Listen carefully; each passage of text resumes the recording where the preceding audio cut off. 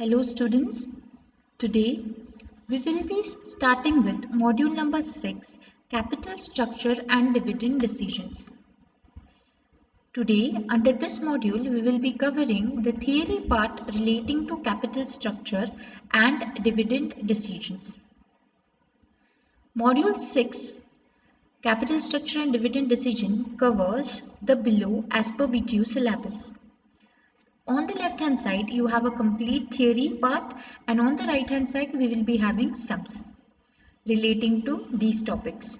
So let us see what is the theory relating to this module. Planning the capital structure, leverages, EBIT and EPS analysis, ROI and ROE analysis, capital structure policy, dividend policy where VTU is specifically excluding dividend theories, then factor affecting the dividend policies, stable dividend, stable payout. And on the right hand side, we will be solving sums relating to leverages, EBIT and EPS analysis, and a case study on EBIT and EPS analysis and leverages. Today, I will be covering only the theory part, that is the left hand side, which I have named it as module 6.1. Moving ahead, planning the capital structure. Now, what is the meaning of capital structure? We have already seen in unit number 3.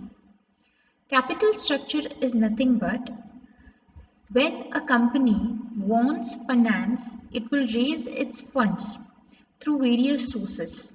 Either it can be through the issue of equity shares, issue of preference shares, by taking term loan, by issuing debentures.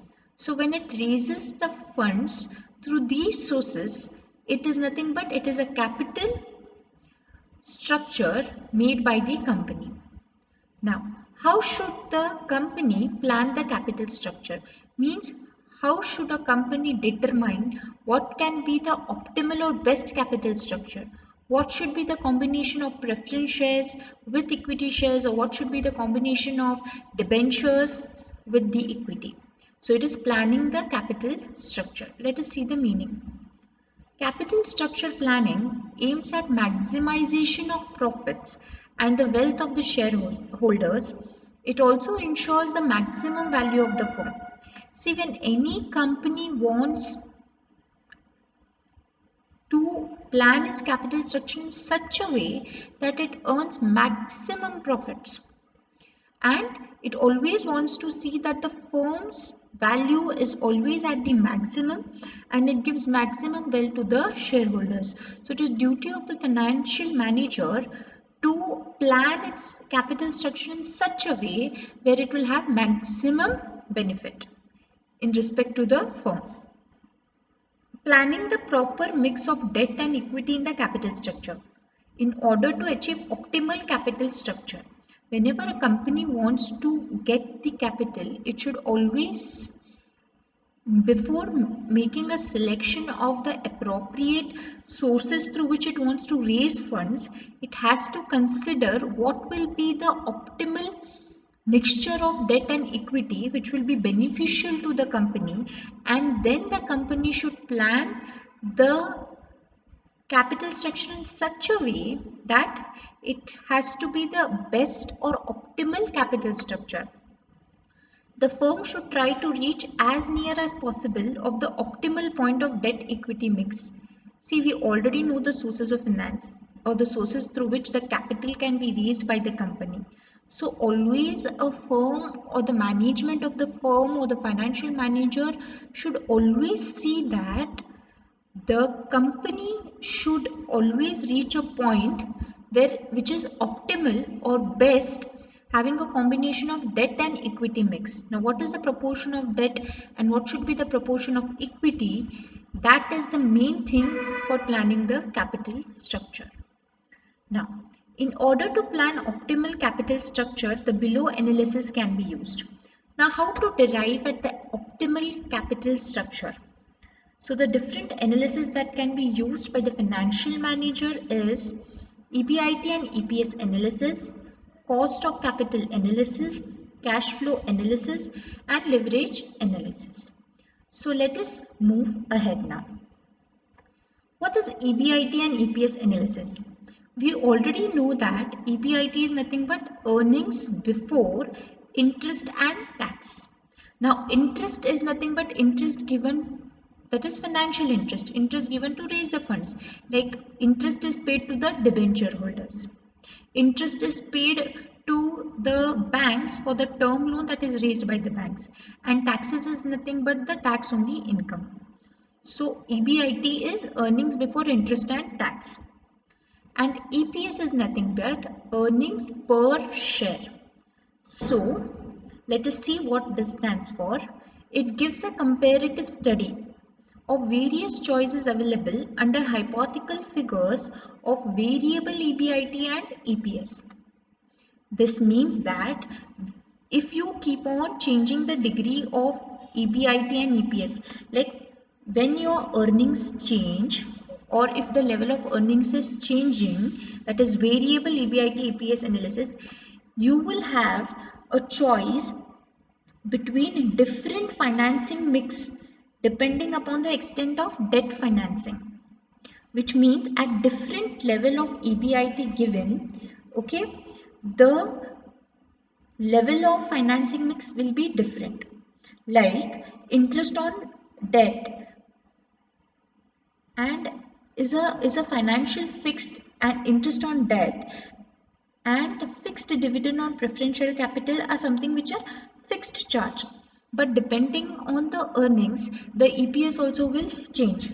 So you can select that you can keep on changing the degree or level of EBIT and EPS to check that which is that level of earnings, okay, and where a capital structure will give the maximum result of EPS.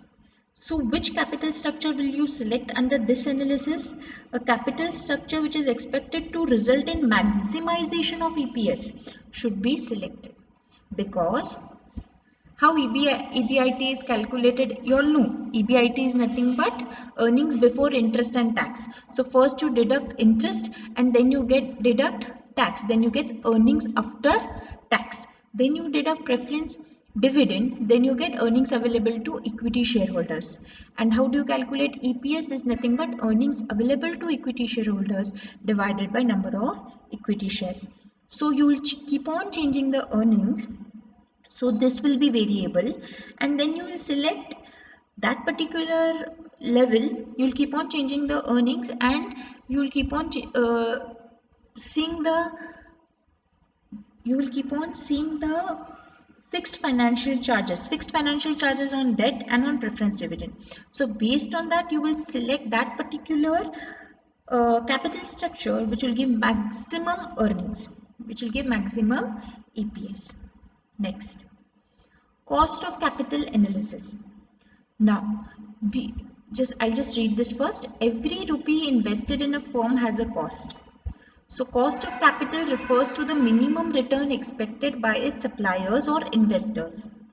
The capital structure should provide for minimum cost of capital. The main sources of finance for a firm we know are equity, preference, share capital, and debt capital. The return expected by the investors, suppliers of the capital depend upon the risk they have to undertake. Usually, debt is cheaper source of finance compared to preference and equity capital.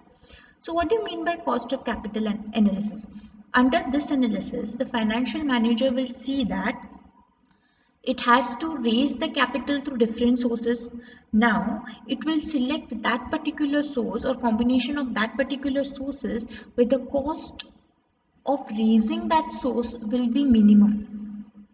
The cost, see, in order to raise funds, cost is involved, but one should select that particular source to raise funds where the cost involved to raise that particular source is minimum or less. So this talks about cost of capital analysis. Next is cash flow analysis. See, when you are planning the capital structure, the ratio of net cash inflows to fixed charge should be examined. Like whatever you know, what is cash flow? Cash flow is nothing but movement of cash in and out of the business or the company. When cash is coming inside the business, it is called cash inflow. When cash is moving out of the business, it is called cash outflow. So when the finance manager will be planning the capital structure along with the management, it has to consider that particular aspect where what will be the net cash inflows to the fixed charges. Fixed charges are fixed expenses which will incur irrespective of the sales level of production, irrespective of the sales happening. So the ratio depicts the number of times the fixed charge commitments are covered by the net cash inflows. So whatever net cash inflows are the company is getting, will it be able to cover the fixed charge?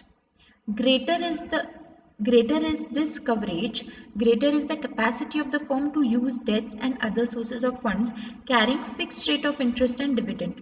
See, we know that debentures and preference shares are having fixed rate of interest, like debentures are having fixed rate of interest and preference shareholders are having fixed rate of dividend. So whether the company's net cash inflows is sufficient enough to pay the fixed expenses. Suppose yes, it is having greater capacity to pay back its fixed expenses, then the company can opt for debentures. In this cash flow analysis, the liquidity side of the leverage is stressed. So more here in cash flow is the liquidity side, because in liquidity is nothing but how quick the company is able to convert its assets into cash. So this is cash flow analysis. Next is leverage analysis. So under leverage analysis, in business, leverage emerges out of fixed cost. It is the employment of fixed assets or funds for which a firm has to meet its fixed cost or fixed rate of interest or obligation, irrespective of level of activities attained or the level of operating profit earned. See, leverages are basically used to describe the firm's ability. What is the firm's ability to meet its fixed cost? Okay. Now, it is nothing but leverages will occur in different degrees. The higher the degree of the leverage, the higher is the risk involved in meeting the fixed payment obligation. Now, as we know that debt capital and preference has fixed payment obligation, so leverage will be based on irrespective of whatever is the profit earned or irrespective of whatever is the sales units that the company is achieving, it has to pay its fixed cost. So it is the firm's ability to pay back its fixed cost, and higher the risk, if the risk is higher, it increases the possibility of higher rate of return to the shareholders in case of equity. So there are different types of leverages. We have operating leverage, financial leverage, combined leverage, which is also called as composite leverages. Next, ROE and ROI analysis. Now what is ROE? ROE is nothing but return on equity, whereas ROI is return on investments. And these both, that is return on investment and return on equity, are both measures of performance and profitability. That means once return on investment is once the capital is being provided, that is once the return on investment is nothing but it is a return on all the capitals whatever is provided by the investors. So that is EBIT minus taxes divided by the invested capital. You will get return means nothing but profit but after tax. So EBIT minus taxes divided by whatever capital you have invested, you will get return on investment.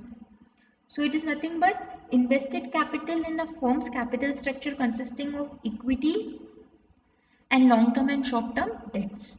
Now return on equity is nothing but the return that is earned by the equity shareholders on the investment that they are making in the company.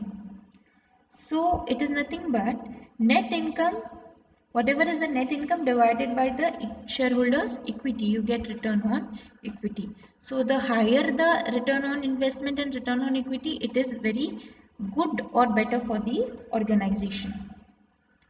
So ROE is also a simple equation that calculates how much profit a company can generate based on the invested money. And the formula is net income divided by shareholders' equity for ROE. So by this analysis we come to know that what is the performance of the company and what is the profitability position of the company. Moving ahead, next is dividend policy. Now, what do you mean by dividend? We know that dividend is nothing but it is a return that is given to the shareholders for the amount that they are investing in the company. So, dividend policy is the policy a company uses to structure its dividend payout to the shareholders. Every company has to pay dividend to the shareholders. In case of preference shareholders, it has to give a fixed rate of dividend. In case of equity shareholders, it depends upon the profit. So it is not fixed, it is variable in case of equity shareholders. So dividend payout means making the payment of dividend. So what should be the structure of the payment of dividend? Okay, so that is followed by a company based on the dividend policy set by the company. Now, before this, we know that there are different types of dividends. Like you have equity dividend, preference dividend. Then either dividend can be paid regularly or either it can pay interim dividend, that is between 6 months, or a yearly dividend. Next, let us see what are the factors affecting the dividend policy of the company. So there is first one is contractual restrictions. See, whenever a company borrows funds from external sources, okay, so usually there are certain clauses that are imposed by the lender. Now, clauses will be like, you can say, in a loan, when you take a loan from the bank, there is a clause and there are different terms and conditions on which you take a loan. Similarly, when you are borrowing funds from external sources, there will be certain clauses that will be imposed by the lender. So a company has to bind itself with those clauses and should frame the dividend policy in such a way that it should meet those clauses. So, and if there is any breach in the clause, then it will affect the dividend policy. So, these are the factors. First factor is contractual restriction. Second one is profit rate and stability of earnings. See, a company's investments in high yielding instruments would fetch huge profit for the company. See, if the company is investing in certain instruments which are going to have high in a huge rate of returns or high profits, then the company will have greater earnings. And such company, if it is earning in a high ratio, then it would be in a position to pay better rate of dividend, okay, compared to those companies who are investing in a low yielding instruments, means those investments categories where the return is little less. So this factor will also affect the dividend policy, because if the company is investing in certain projects which are going to fetch higher returns, then that means the dividend given to the shareholders will be high. So, and where if the company is investing in projects which are fetching lower investments, that means the dividend paid to the shareholders will be less. So these is one of the factors that affects the dividend policy. Next is inflation. See, every year due to inflation, what happens is the fixed assets that has to be replaced by the company, the cost goes on increasing, because as the prices increase and if the company wants to replace its fixed asset, the cost likewise increases. And if the inflation rate is high, the depreciation may not be sufficient to meet the replacement cost. Usually depreciation is given every year to a particular asset. So the amount of depreciation that is kept aside in the depreciation fund for a particular asset may not be that sufficient to meet the replacement cost if the inflation rate is very high. So this is also one of the factors that affects the dividend policy.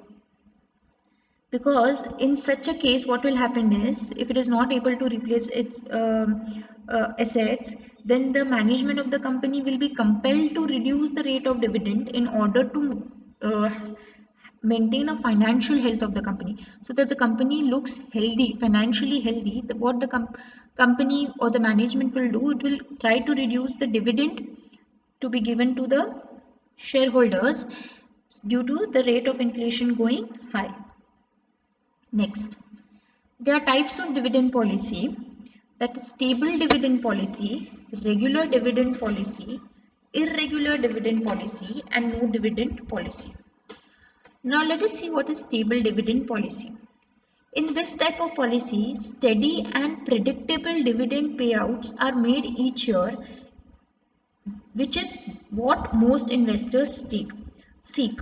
So what happens in stable dividend policy? That is a stable amount is given to the investors. Dividend is given to whom? To the investors, that is the shareholders.